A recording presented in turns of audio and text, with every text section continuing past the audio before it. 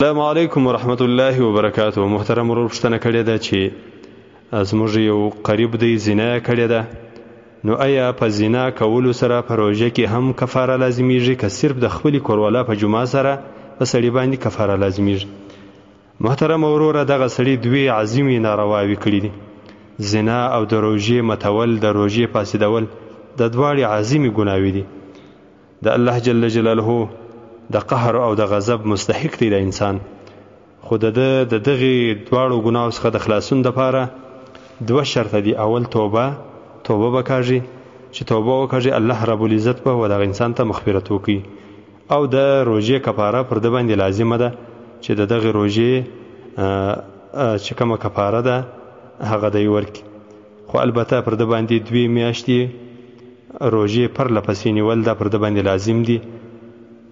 محترم وروره، د زنا په باره کې خو مختلف احادیث راغلي دي، خو هغه حدیث تر ټولو سخت حدیث چې رسول الله صلی الله علیه وسلم بیان کړی دی او د رسول الله صلی الله علیه وسلم مبارک صحابي روایت کړی دی، سمره ابن جندب، چې د الله رسول صلی الله علیه وسلم فرمایل چې زه یو غار ته موږ ورلو، یعنی زه یو چا فرشتو بوتلم، د شپې په خوب کې فرشتو بوتلم، بیا یو داسې یو غار ته وروستم چې د سر خوا تنګه وه، لاندې بیخي ډېر غټ و لکه تنور، او په دې کې اور بلېدی.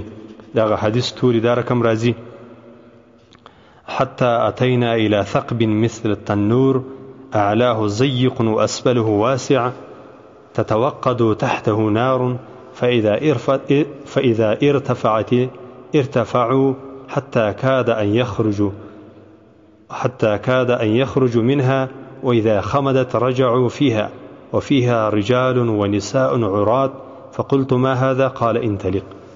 په اخیر کې رسول الله صلی الله علیه وسلم بیا د هر شي بیان کوي. دغه پوښتنه رسول الله صلی الله علیه وسلم